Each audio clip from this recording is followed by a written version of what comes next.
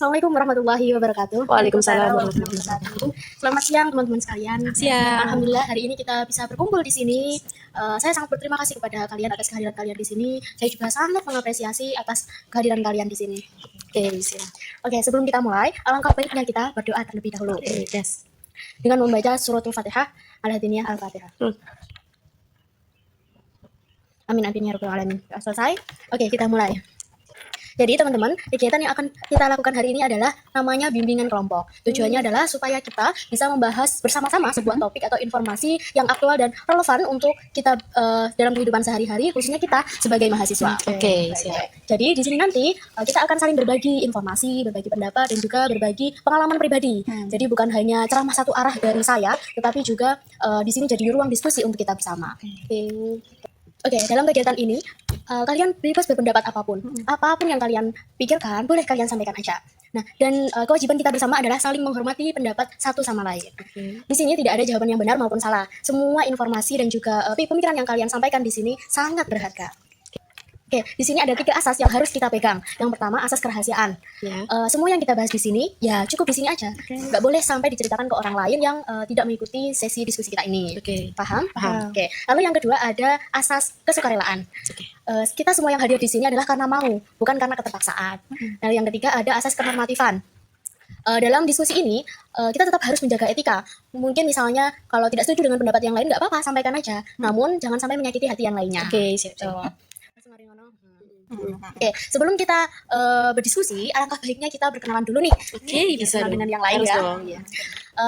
Kita berkenalan dengan permainan ya. Gimana tuh? Caranya adalah dengan nantinya masing-masing memperkenalkan diri, lalu memberikan satu ekspresi atau gestur. Bebas nih mau action kayak gimana. Oke, siap. Lalu selanjutnya yang lainnya nanti wajib meniru gestur atau ekspresi yang dipraktekkan yang memperkenalkan diri. Oke, aku kasih satu contoh nih. Misalnya aku bilang, "Hai, nama aku Rafina." Nah, kasih ekspresi kayak gitu. Nanti anggota yang lainnya wajib meniru juga kayak, "Hai, nama kamu Rafina." Nah, niru gesturnya. Iya, paham ya. Oke, kita mulai ya. Saya duluan. "Hai, nama aku Rafina."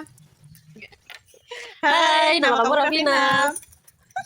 Oke, nah gitu ya. Kita lanjut ke sebelah kanan dulu saya mungkin. Oke. Hai, nama aku Cika. Ayo. Hai, nama kamu Cika. Oke. Hai, nama aku Nadia. Rar. Hai, nama kamu Nadia. Nah, udah kenal nih ya, kita udah kenal satu sama lain. Kita lanjut ya. Iya, oke. Selanjutnya, kita sebelum ke topik diskusinya, kita mau main dulu nih sebentar. Main apa tuh?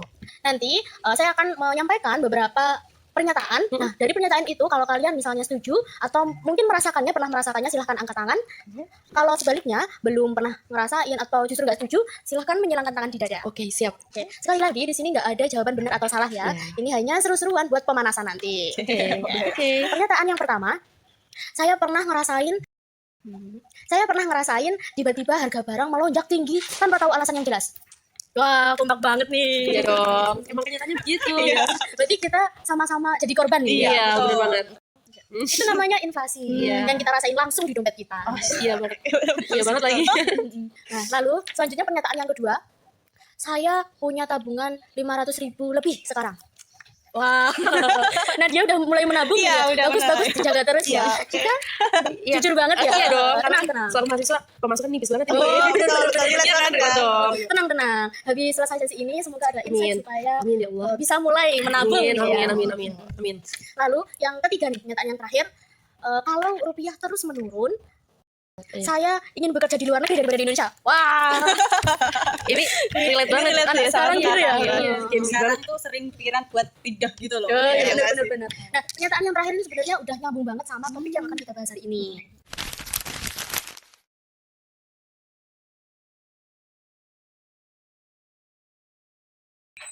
Oke teman-teman, sekarang kita masuk ke kegiatan inti ya.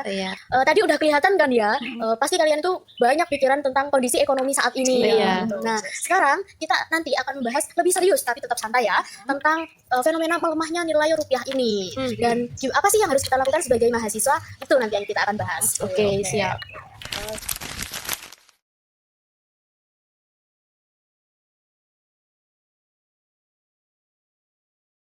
Oke, jadi topik kita hari ini adalah rupiah tembus 17.800 ribu rupiah.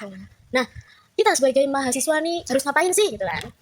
Kalian mungkin udah pernah dengar atau udah pernah lihat di sosial media Iya. terkait fenomena ini, melemahnya nilai angka rupiah ini. Pertanyaan yang harus kita jawab adalah apa dampak fenomena ini terhadap kita sebagai mahasiswa dan apa yang harus kita lakukan. Ya kalau kataku sih ya, dengan turunnya nilai rupiah nih, apa-apa tuh makin mahal ya nggak sih? Iya, Kayak betul. makin kerasa banget pengeluaran kita, ya nggak? Iya betul. Di beberapa berandaku di TikTok ya kan itu sering banget muncul beberapa informasi terkait melemahnya rupiah dan ini sangat ngefek banget di kehidupan kita. Apalagi ini juga dampak ke kita yang Gen Z muda kayak Iya gini dong. ya kan. Iya, Jadi semua benar, pasti. Oke, sebelum kita diskusi lebih lanjut nih, supaya arah diskusi kita itu lebih terstruktur, kita mulai dari membuat meta plan dulu ya teman-teman. Oke. Oke, sebelum itu saya ingin tahu nih sejauh mana dan apa yang udah kalian ketahui tentang fenomena ini. Nah, di sini saya bagikan kertas nanti masing-masing satu. Sekarang ya? Nih. Nah, ini nanti kalian silahkan tulis satu kalimat aja tentang topik ini. Apa yang kalian ketahui atau mungkin apa yang kalian rasain tentang melemahnya rupiah ini. Nah, ini sebentar.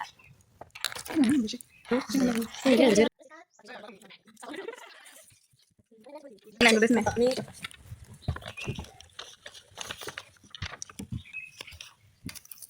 Oke, nggak usah banyak-banyak, satu kalimat aja. Oke. Ya? Ya. Nah, sekarang coba kalian baca apa yang kalian tulis tadi. Mungkin dari Kal dulu. Oke, boleh. Jadi yang saya tulis nih, harga barang impor makin mahal, tapi kondisi dompet makin tipis. Wah, Gitu. bener Relate banget kan? itu. Iya Semua dong. ngerasain tuh. Iya pasti. Karena ya gitulah, apa-apa naik ya kan? Iya, benar-benar. Nadia? Rupiah melemah karena kondisi ekonomi global yang tidak stabil. Benar-benar iya, setuju Iya. banget. Nah, sekarang apa yang kalian tulis itu silahkan kalian tempel di kertas ini sebagai bahan diskusi kita. Oke, sekarang kita mulai ya diskusinya. Oke. Dari apa yang kalian tulis ini, sudah kelihatan ya kalian itu sudah memiliki pemahaman yang cukup baik terkait topik ini. Nah, pertanyaan yang pertama, menurut kalian, kenapa sih rupiah bisa melemah sampai sejauh ini? Kalau menurutku ya, karena dolar Amerika tuh lagi naik-naiknya nih. Sedangkan dolar Amerika itu adalah patokan dari berbagai mata uang lainnya. Gitu. benar-benar Jadi dong. kalau dolar naik, yang lainnya turun. Oh, Gitu. iya. Nah, ya itu sama ada juga pengaruh dari geopolitik juga kan. Oh, iya, Yang akibat perang itu perang Iran sama Amerika. Jadi Oh, itu iya, benar-benar I see. berpengaruh banget Iya buat dong. dolar yang saat Iya, naik betul. gitu ya. Iya, benar banget. Nah, itu kan faktor dari luar ya. Ada juga faktor karena kebijakan suku bunga Amerika yang masih tinggi juga yang membuat investor global jadi memilih untuk menaruh uangnya di sana. Jadi, I see.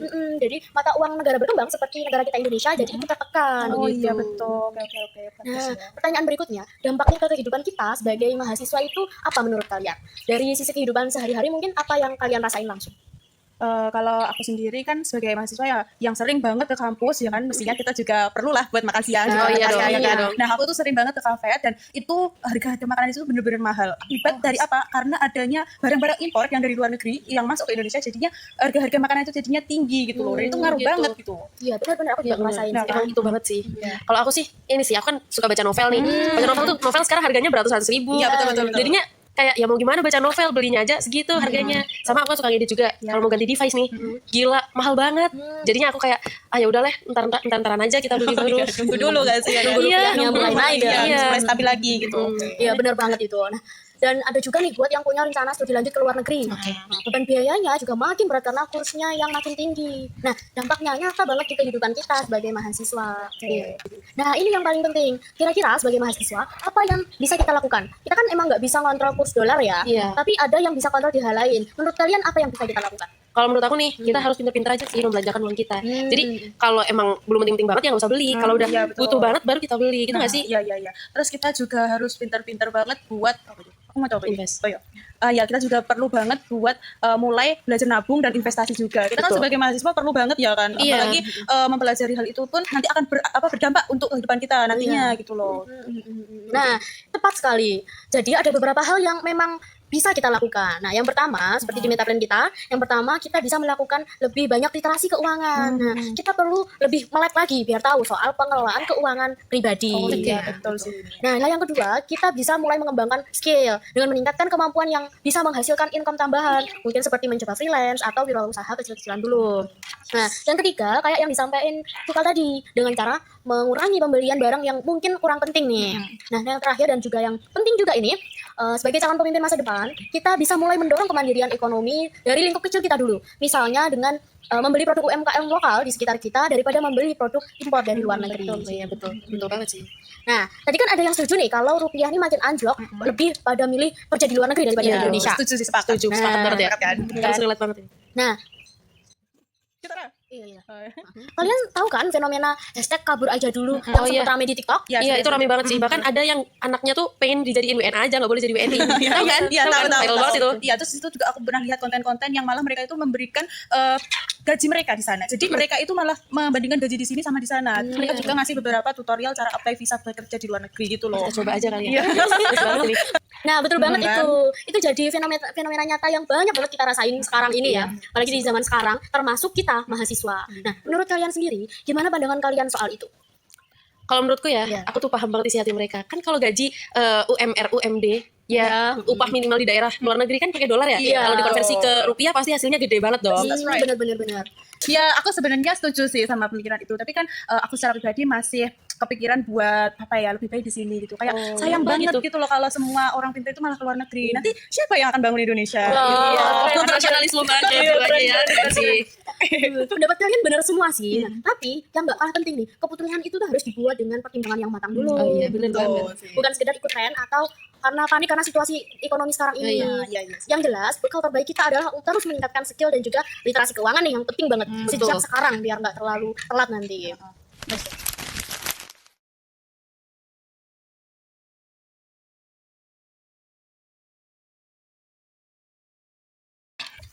Oke teman-teman, kita udah hampir selesai nih. Sebelum kita tutup, saya ingin tanya 3 hal kecil dari kalian. Oke, boleh. Oke, yang pertama, hal baru apa yang kalian pahami setelah mengikuti sesi ini? Mungkin mulai dari Nadia dulu. Jadi setelah sesi ini aku jadi lebih sadar banget kalau literasi keuangan itu penting banget buat kita mahasiswa supaya ya kita tidak panik kalau ada situasi yang seperti ini gitu Iya, loh. betul. Jadi Bagus banget. kita lebih paham lagi gimana ataupun apa yang harus kita lakukan gitu loh. Bener banget. Cika? Kalau aku nih aku jadi lebih paham kalau melemahnya nilai rupiah itu nggak cuma difaktori oleh 1 atau 2 faktor global, tapi ternyata ada banyak. Dan sebagai mahasiswa kita tuh bisa loh bergerak untuk mendorong nilai rupiah. Jadi kita nggak boleh pasrah gitu aja ya nggak sih? Iya, betul sih, betul. Iya, benar. Lalu yang kedua nih, gimana perasaan kalian setelah mengikuti sesi ini? Jujur aku lapar sih ya. Lapar sih karena ternyata di sini kafetarianya tutup semua gitu. Tapi overall aku seneng banget sih karena bisa diskusi di ruang yang asik dan nggak menghakimi satu sama lain. Oke. Dan aku juga merasa lebih tenang sih karena setelah ini aku udah tahu gimana kita sebagai mahasiswa harus menghadapi situasi rupiah yang saat ini sedang melemah. Iya, lemah banget. Benar. Oke, keren. Lalu yang terakhir, 1 langkah konkret apa yang akan kalian lakukan setelah sesi ini berakhir? Nah, aku kan tadi belum punya tabungan nih. Iya. Ya kan? Aku pengen kayaknya habis ini mau cari freelance deh. Terus aku mau konsistenin nabung. Itu kalau bisa nabungnya dalam bentuk emas nih. Kan naik terus harganya kan. Iya. Oke banget itu. Kalau aku sih mungkin lebih baca-baca lagi soal investasi juga ya kan kayak Mas tadi. Soalnya kan kita masih muda ya sebagai mahasiswa kita juga harus memanfaatkan teknologi yang ada. Iya, bener Kan banget, kita ya. bisa belajar pakai AI juga nggak sih? Iya, pemanfaatan teknologi banget. Benar. Nah, keren banget nih kalian semua. Saya pegang ya janji kalian ya. Aduh, takut lagi. Semoga benar-benar dijalankan ya. Amin. Yap.